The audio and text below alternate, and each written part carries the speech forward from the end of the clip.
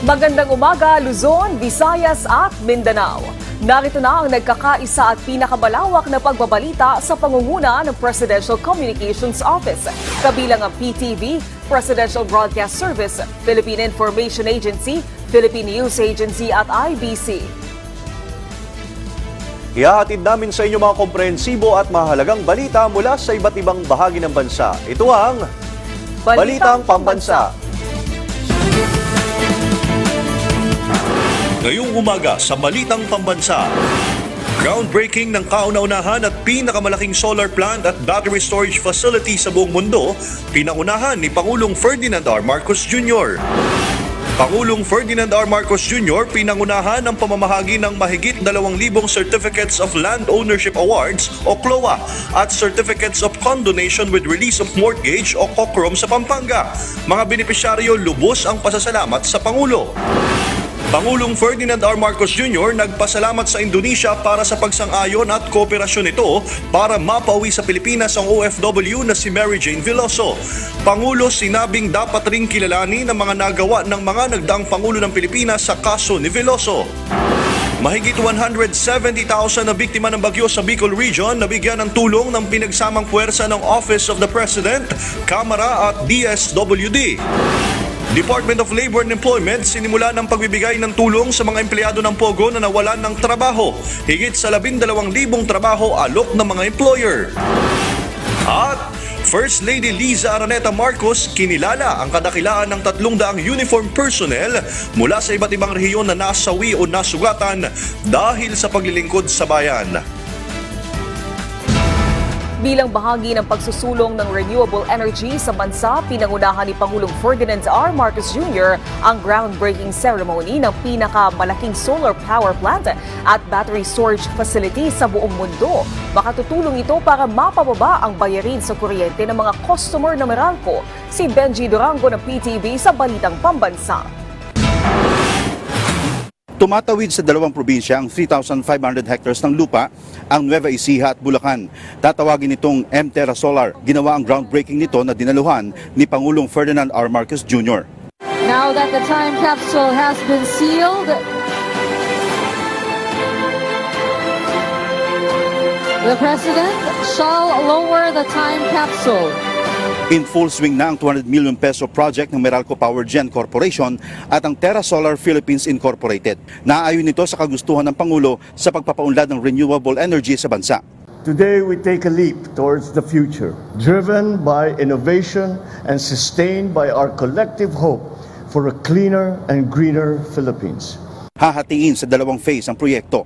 February 2026, bubuksan ang 2,400 megawatt solar farm at karagdagang 1,000 megawatts sa February 2027. This landmark project will put our country on the map as a leader in renewable energy. Kapag nakumpleto na, kaya nitong mag-generate ng 3,500 megawatts mula sa 5 billion panels nito. The Terra Solar project will help stabilize our power supply, reduce energy costs, and contribute significantly to our target of 35% renewable energy share in the power generation mix by the year 2030. Ayon kay MGen President and CEO Emmanuel Rubio, dahil bababa ang power generation cost, posible ring bumaba ang singil ng Meralco sa kanyang customers. Pag-operate nito, malaramdaman na ng mga consumers. No? And, the full delivery of its capacity is expected to be 2027 February. No? But in first phase, will be delivering March 2026. Makapagbibigay din ito ng 10,000 trabaho sa mga Pilipino habang binabawasan ng 4.3 million tons ng carbon emission ng bansa kada taon. We are working towards a steady and reliable power supply that will meet the demands of today and continuously fuel our ambitions for tomorrow. We will build, we will take action, and we will never stop daring. Mula sa PTV, Benji Durango para sa Balitang Pambansa. Nasa mahigit 2,000 beneficiaries mula sa Pampanga ang nakatanggap ng Certificates of Land Ownership Awards o CLOA at Certificates of Condonation with Release of Mortgage o COCROM. Lubos naman ang pasasalamat ng mga benepisyaryo sa Pangulo. Ang detalye sa Balitang Pambansa ni Kenneth Pasyente. Umabot sa 2,487 agrarian reform beneficiaries mula sa Pampanga ang nakatanggap ng Certificates of Land Ownership Awards o CLOA at Certificates of Condonation with Release of Mortgage o COCROM na pinangunahan ni Pangulong Ferdinand R. Marcos Jr. Kung saan 2,939 COCROMs ang naipamahagi na bumubura sa pagkakautang ng mga benepisyaryong magsasaka. Suma total, mahigit 3,903 na ektarya ng lupa ang sakop ng mga naipamahaging certificate. Nakatumbas ng mahigit 206 million pesos na halaga ng amortization na na-condone. 30 land title naman ang ipinamahagi sa mga piling magsasaka. Kasama na rito ang amortisasyon, ang interest at iba pang mga surcharge na nakakaangkla sa inyong mga lupang sakahan sa loob ng napakahabang panahon. Simula ngayon, pinapawalang bisa na po natin ang inyong utang sa lupang ipinagkaloob sa inyo sa ilalim ng reformang agraryo. Dagdag pa ng Pangulo, hakbang ito para maibsan ang problema ng mga magsasaka na isa sa mga pinaka-naapektuhan ng nagdaang mga bagyo at pagkilala sa kanilang pagtataguyod sa food security sa bansa. Isa pa ito sa talaga na ating mga layunin. Isang hakbang ito upang pagtibayin pa ang sektor ng agrikultura at matulungan na may angat ang antas ng pamumuhay ng ating mga magsasaka. Tiniyak din niya na patuloy na magsisikap ang pamahalaan para mas mapalakas pa ang sektor ng agrikultura sa pamamagitan ng pakikipagtulungan sa pribadong sektor. Katunayan, isa sa isinusulong na estratehiya ngayon ng gobyerno ang pagpapalakas ng seed production para di na mag-angkat pa mula sa ibang bansa sa pamamagitan ng pagpaparami ng seedling nursery sa iba't ibang lugar. Nag-i-import pa tayo ng mga seedling, dapat kayang-kaya naman natin gawin dito sa Pilipinas. Kaya't yan po ang ating bagong programa para paramihin ang seedling production dito sa Pilipinas.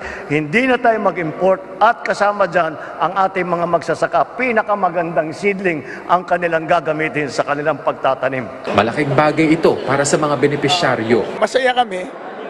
Naging sa amin na yung lupa, walang intindihin na bayad. Ang intindihin na lang kung paano makapag-harvest sa lupa. Pagkikinabangan na yung lupa na diretso na lang. Magpasalamat sa ating Pangulo na sa magandang programa na makakatulong at makakaangat ng pamumuhay ng aming katulad naming maliliit na magsasaka sa kanyang mga programa. Hinimok naman ng Chief Executive ang mga benepisyaryo na pagsumikapan na i-develop ang kanilang mga sinasakang lupa, hindi lamang sa kanilang pag-unlad, kundi pati na rin sa pag-asenso ng buong bansa. Mula PTV, Kenneth Pasyente, Balitang Pambansa. Paiigtingin ng pamahalaan at ng JICA ang pagtutulungan para mapalakas ang early warning system sa bansa. Kaugnay niyan, tinuri naman ng JICA ang performance ng Pilipinas sa pagtugon sa sakuna. Si Clazel Pardilla ng PTV sa Balitang Pambansa. Lalo pang paigtingin ng Pilipinas at ng Japan International Cooperation Agency o JICA ang pagtutulungan sa pagpapahusay ng early warning system sa bansa kasunod ng mga nagdaang bagyo. Ang early warning system ay isang mekanismo na ginagamit sa pagbibigay ng mabilis na babala sa mga paparating na panganib o sakuna. Tinalakay ang paksang niyan matapos ang courtesy call ni JICA President Dr. Tanaka Akihiko kay Pangulong Ferdinand R. Marcos Jr. sa Malacanang. Ayon sa Pangulo, mahalaga ang mga bagong teknolohiya para tugunan ang mga hamong kinaharap dulot ng climate change. Binigyang diin din ng punong ehekutibo ang pagpapatuloy sa mga programang tumutugon sa clean energy na isa sa mga nakikitang solusyon sa nagbabagong panahon. JICA has always been an important partner for the Philippines. It started off only infrastructure, but now you've expanded into other areas. So we hope we can continue, especially the big projects that we have now. Isang JICA sa mga ahensya ng Japan na nagbibigay suporta sa iba't ibang bansa, kabilang ang Pilipinas. Pinuri nito ang natatanging performance ng Pilipinas sa pagtugon sa sakuna na maikukumpara sa mga advanced o mas maunlad na bansa. Maituturing anyang mababa ang bilang ng mga naitalang casualty o nasawi sa Pilipinas sa kabila ng dami ng mga bagyong tumama sa ating bansa. Tiwala si Akihiko na malaki ang maiambag ng pinagsamang abilidad ng Japan at Pilipinas sa disaster management sa global community. As a country, sharing the similar fate of having lots of typhoons, but really the recent experiences reinforce us to continue our collaborative work in order for disaster risk reduction. At bilang bahagi ng pagpapabuti sa paghahanda sa mga sakuna, nakikipagtulungan ng Presidential Communications Office sa JICA upang maging digitalize ang PTV4 sa pamamagitan ng digital terrestrial television broadcasting nito. Target ng naturang proyekto na magtatag ng Emergency Warning Broadcast System. Mula sa PTV, Kalay Zalpardilia, Balitang Pambansa.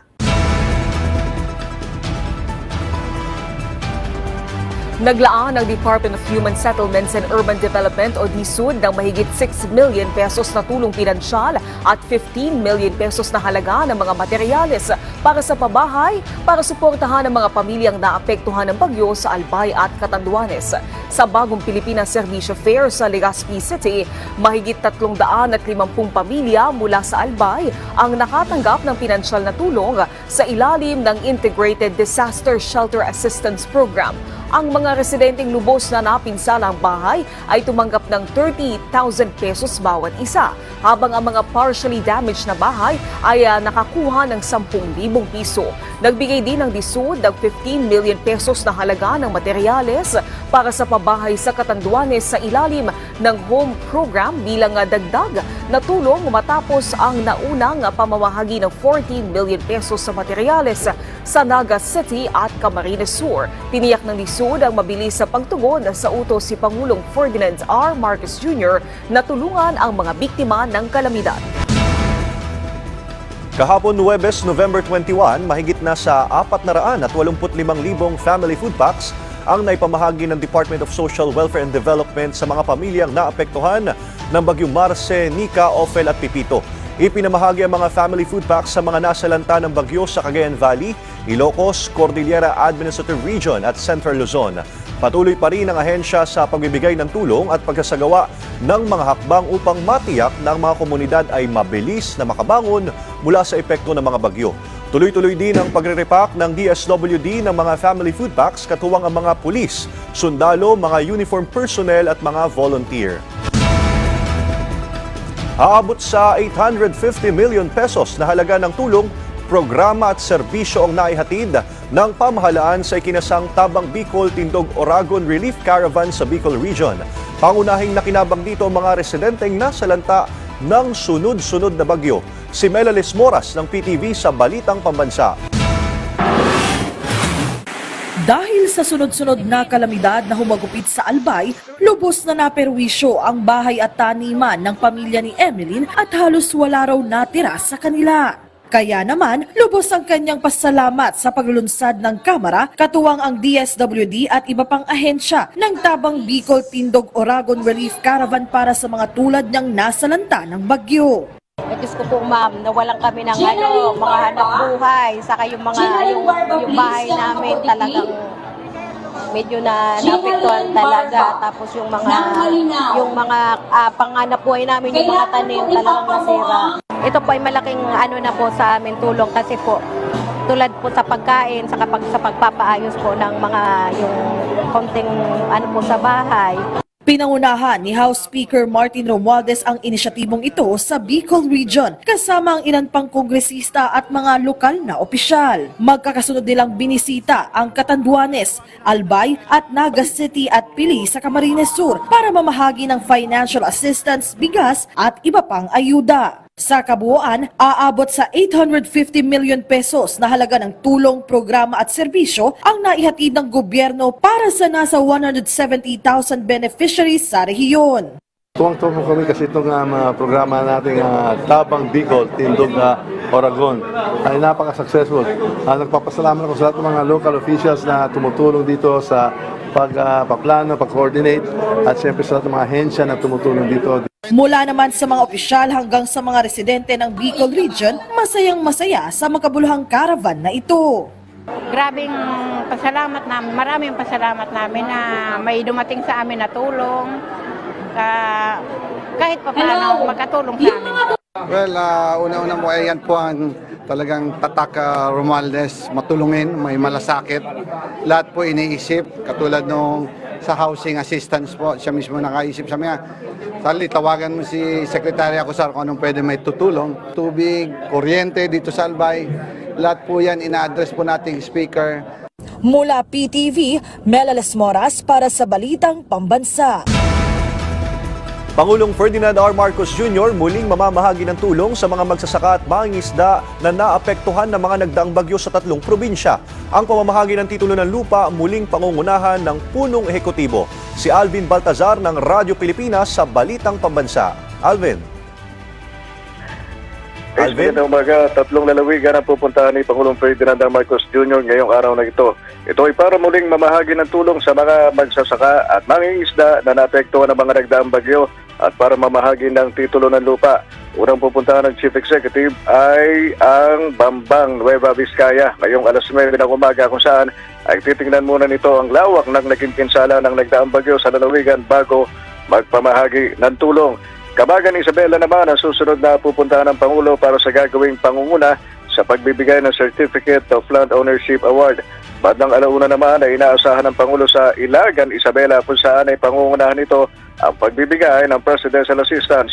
Bahagi din ng aktibidad ng punong ekutibo ang pamamahagi ng tulong sa mga magsasaka at mangingisda sa Lingayen, Pangasinan. Kahapon ay namahagi rin ng Pangulo ng Certificate of Land Ownership, ganun din ang Certificates of Condonation with the release of mortgage sa Bacolor, Pampanga. Labis naman ang katuwaan ng mga nakabenepisyo sa naturang tulong na ipinagkaloob ng pamahalaan at tayong kay Tatay Reynaldo at Tatay Ernesto sa ilalim lang ng administrasyon ni Pangulong Bongbong Marcos sila nakaranas ng ganitong benepisyo kaya malaki ang kanilang pasasalamat sa Pangulo. Pakinggan natin sina Tatay Ernesto at Tatay Reynaldo. Ilang taon nang ngayon lang kami nakakantan ng libre ng title. Yun ang masarap para sa akin. Ngayon lang nagpresidente si Bongbong Marcos, doon lang tayo nagkaroon ng ganyang kaming mga partners. Kaya nagpapasalamat kami ng malaki. Para sa Balitang Pambansa, ako naman si Alvin Baltasar ng Radyo Pilipinas.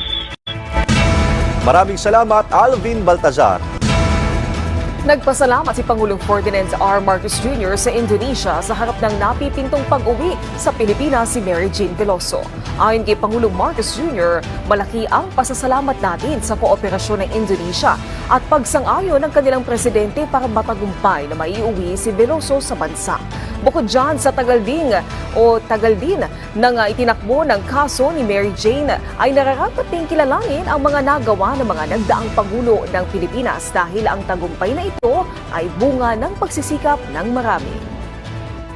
Mabuti na lang that our relations with Indonesia, our relations with then President Widodo and all of these people, together with our relations now with the new President, President Prabowo, ay maganda na ng ating relasyon, nakahanap sila, gumawa sila ng paraan. This is the first time they did this.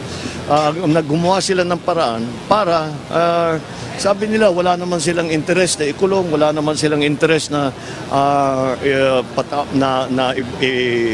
execute ang si Mary Jane Veloso. Nagbigay ng pahayag ang Department of Justice at Department of Foreign Affairs tungkol sa planong pag-transfer kay Mary Jane Veloso sa Pilipinas mula sa Indonesia. Anila, kikilalanin ng bansa kondisyon tungkol sa isasagawang transfer of prisoner, partikular na sa sentensyang ihahain kay Veloso pag-uwi nito sa bansa, maliban sa death penalty na ipinagbabawal sa ilalim ng batas ng Pilipinas. Kasalukuyan namang pinag-uusapan ng Indonesia at Philippine government ang kondisyon tungkol sa nasabing pag-transfer kay Veloso. Samantala, ayon sa ulat ng PNA, ipinaliwanag ni Justice Undersecretary Raul Vasquez na mapapadali umano ng pag-uwi si Veloso ng pag-uwi ni Veloso ang nakabinbin na kaso laban sa kanyang recruiters. Mababatid na noong 2020 ay sinintensyahan ng habang buhay na pagkakakulong ang dalawang recruiter ni Veloso na sina Cristina Serio at Julius Lacanilaw dahil sa kasong illegal recruitment. Nasa 12,000 trabaho para sa mga Pilipino binuksan na DOLE sa ikinasang job fair sa Pasay City. Higit 1,000 displaced internet gaming licensee workers na kinabang. Si JM Pineda ng IBC sa Balitang Pambansa. Ilang buwan matapos ideklara ng Administrasyong Marcos ang tuluyan ng pagpapabawal sa mga Philippine Offshore Gaming Operation o POGO at mga Internet Gaming Licensees o IGLs, sinimula ng Department of Labor and Employment o DOLE ang pagbibigay ng tulong sa mga empleyadong nawalan ng trabaho. Nitong Martes nga, nang binuksan muli ang third leg ng Project Dapat o DOLE Action Plan and Transition Project kung saan 700 mga employers ang lumahok at nagbigay ng lagpas 12,000 trabaho. Sa 2 araw nga na job fair na ito, nasa 865 na job seekers ang pumunta at lagpas 200 dito ay galing sa IGL industry. Kabilang dyan si Arnold na nagbakasakaling makahanap ng trabaho. Nag-apply po ako ng office staff or accounting. Opo, ano pong mga vacancies na qualified po ako.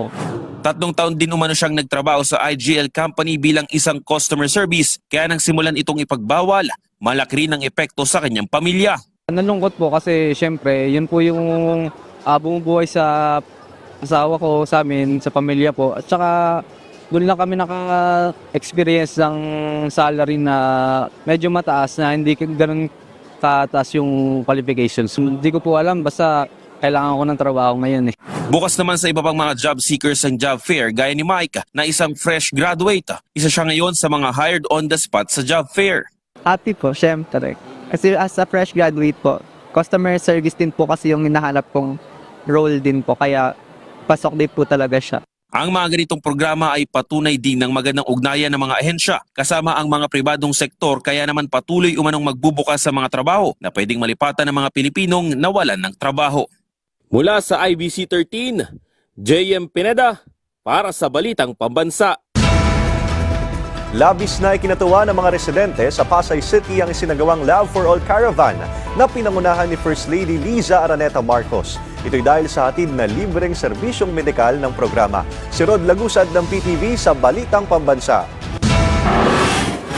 Hindi pinalampas ng ating mga kababayan sa Pasay City ang hatid na tulong ng Love for All Caravan na layong ilapit pa ang iba't ibang serbisyong medikal sa publiko. Kasama dito ang libreng laboratory services gaya ng blood test, urine test at iba pang mahalagang laboratory procedures. May libreng konsultasyon sa mga espesyalista tulad ng pediatrics, gynecology at general medicine na bahagi din ito ng mga gamot sa mga nangangailangan. Ang libreng dental services at maging complementary minor surgical procedures para sa mga eligible patients. Kaya naman maaga pa lang ay nagpunta na dito sina Nanay Rowena at Nanay Rodora. Napakalaking tulong ho talaga to para sa mga katulad namin, lalo na sa senior citizen. Ang laki-laking tulong nito, imbis na mapupunta yun sa, kukuha kami sa bulsa namin, pambili, parang libre na lahat. Walang kahirap-hirap, kumbaga, laking tulong. Malaking tulong po dito sa Pasay yan. Lalo na po yung maintenance sa mga gamot. Kaya masaya ho. Sa high blood, sa diabetes, sa rayuma. Ang Love for All Caravan ay sa pangunguna ni First Lady Liza Araneta Marcos. Nandito po kami para itupad yung pangako ng asawa ko. Sabi kasi ng asawa ko sa SONA niya, we should bring government services closer to the people and not the other way around. Kasama rin dito ang iba't ibang ahensya ng gobyerno gaya ng DOH, DSWD, DTI, DILG, PAW, NHA, Pag-ibig, PCSO, TESDA, DA na may dalang agricultural materials at seedlings, habang ang CHED naman ay may hatid na scholarship grants. Tuwang din dito ang mga pribadong sektor gaya ng Go Negosyo na may livelihood mentoring. Ayon sa Pasay LGU, malaking tulong ang national government sa mga programang ipinatutupad ng lokal na pamahalaan. Nagkakadugtungan at nagtutulungan ang national agencies, pati po ang local government para po ang mga pagkukulang namin ay magkaroon po ng kadugtong upang masagot ang pangangailangan ng aming mga kababayan. Ayon sa alkalde, hindi ito dito natatapos dahil ang LGU ay may mga programa ng ipinatutupad. Rod Lagusad para sa Pambansang TV sa Bagong Pilipinas. Kabayanihan at sakripisyo ng mga uniform personnel na nasawi o nasugatan habang ginagampanan ang kanilang tungkulin para sa bayan, kinilala ng pamahalaan. May balitang pambansa si Rena Manubang Dagoon ng IBC 13. Binigyang pakilala ng pamahalaan ng kabayanihan at kadakilaan ng nasa 300 unipormadong opisyal mula sa iba't ibang rehiyon na nasawi o kaya naman nasugatan sa gitna ng kanilang pagsiserbisyo sa bayan. Bahagi yan ng isinagawang PBBM o pagpupugay para sa mga bayani ng bansang Makabayan sa Iloilo City na pinangunahan mismo ng First Lady Liza Araneta Marcos. Ang mga unipormadong opisyal na binigyang pagpupugay ay mula sa hanay ng Bureau of Fire Protection, Philippine National Police, Armed Forces of the Philippines, Philippine Coast Guard at iba pang ahensya. Isa sa tumanggap ng parangal para sa kanyang nasawing anak ay si Nanay Luminda. Pasalamat din ako karon nga hapon kay nakabaton ako nga yung certificate sa din sa ating mga Pangulong si Presidente Marcos. Madamo din salamat po. Ano diyang bata? Bata ko. Bata ko. Kasi kundi ng army sa nakatrabaho sa dapat katuigin ang busan na patay doon. Walimaro sa katong ubos. Nag-presnig si Presidente. Bukod sa certificate, nagkatanggap rin ng kagaya ni Nanay Luminda ng ilan pang tulong sa ilalim ng Comprehensive Social Benefits Program ng pamahalaan, gaya na lamang ng Special Financial Assistance or SFA, Employment Assistance, Scholarship with Stipend, Shelter Assistance sa pakikipagtulungan ng NHA, enrollment sa 4-piece beneficiaries, rice subsidy at comprehensive coverage sa ilalim ng PhilHealth at medical assistance. Mula sa IBC 13, Rena Manubag Dagoon para sa Balitang Pambansa. Produksyon ng bigas sa Ilocos Norte bumaba pagkatapos ng bagyo. Presyo ng nasabing produkto nananatiling matatag. Si Jude Pitpita ng Radyo Pilipinas sa Balitang Pambansa. Dahil sa sunod-sunod na bagyong dumaan sa Ilocos Norte, bumaba ng 8% ang yield o 6 kada hektarya ng palay sa buong probinsya. Ayon kay Provincial Agriculturist Danilo Arado, ang dating nasa 5.43 toneladang ani kada hektarya noong nakarang taon ay bumaba na at naging 4.97 tonelada na lamang ngayon. Kahit maani natin lahat yung area na natamnan ngayon hanggang December, pag sa yield per hectare na average na 4.97 metric tons per hectare, ang maging ani lang po natin is magiging 250,134.78 metric tons na lamang. Meron tayong kakulangan na 20,000 metric tons. Sa kabila ng sinapit ng sitwasyon ng palay, nanatiling matatag ang presyo ng bigas sa pamilyang bayan ng Lawag. Ayon kay Gemaline Pinto, isang rice vendor, wala pa naman silang naramdamang pag-angat sa presyo ng bigas, bagamat hindi na nila ito masiguro ang presyuhan sa mga susunod na linggo. Bumaba din sir kasi may 47 na kami, 49, 50. Wala naman pong nag-iba sir. Yung pag-supply naman namin ng bigas, ganun pa rin. Sa kabilang dako, kinumpirma ng isang kooperatiba sa lalawigan na sapat ang supply ng bigas at wala pa namang retailer ang nag-aagawan ng supply. Sinabi ni Bacarasan Hera Multipurpose Cooperative Manager Michael Veloso Jr. na nagsusupply sila ng bigas sa lalawigan ng Ilocos Norte, Ilocos Sur at Cagayan. Ang nasabing kooperatiba isa sa mga benepisyaryo ng Rice Competitive Enhancement Fund kung saan nagagamit ang naibigay sa kanila na rice processing facility sa food security sa lalawigan ng Ilocos Norte. Mula PBS Radyo Pilipinas Lawag, Jude Pitpitan para sa Balitang Pambansa. Pwede ng cashless ang pagbabayad sa mga jeep, tricycle at mga pampublikong pamilihan sa tulong ng e-wallet platform ng Bangko Sentral ng Pilipinas. Sa isang click lang, tiyak na tama ang sukli sa inyong mga suki. Alamin ang iba pang features ng Paleng QR PH app ng BSP mula kay Patricia Bermudez ng PIA Calabarzon. Sa isang click lang ng iyong cellphone, magiging mas madali na ang pagbabayad sa mga palengke at pampublikong sasakyan sa pamamagitan ng digital wallet platform ng Bangko Sentral ng Pilipinas, ang Paleng QR PH. Ang bagong programa ng BSP ay bahagi ng roadmap ng pamahalaan tungo sa mas pinalawak na paggamit ng teknolohiya kung saan 50% ng business transactions ay maisasagawa na sa pamamagitan ng digital payments. May objective natin dito, magkaroon ng option ng ating mga mananakay, manininda, na magbayad using digital payments. No? Pwede e-wallet natin, o pwede yung online bank account natin. No? So, pinopromote natin dito yung paggamit, maximize ng paggamit ng technology para sa ating mga transactions. No? Katuwang ang DICT at DILG, layo ng Paleng QR na masolusyonan ang pagkalat ng peking pera, lalo na sa mga pamilihan. Since wala nang physical money, and alam naman natin, lalo na ngayon, parating yung Pasko, dumarami no, yung mga counterfeit money na umiikot.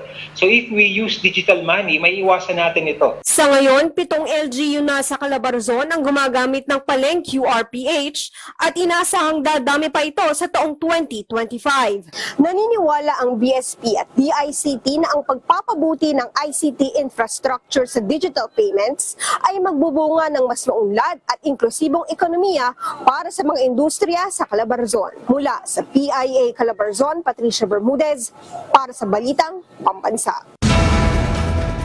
Maraming salamat sa pagsama sa amin ngayong umaga. Tumutok muli sa ating programa mamayang 12:00 ng tanghali kasama ang buong pwersa ng Presidential Communications Office. Ako po si Ace Medrano mula sa IBC 13. Ito ang nagkakaisang puwersa ng pagbabalita kasama ang PTV, Presidential Broadcast Service, Philippine Information Agency, Philippine News Agency at IBC. Hatid sa inyo ang komprehensibong paghimay sa mahalagang usapin mula sa PTV. Ako naman si Naomi Tiburcio at ito ang Balitang Pambansa.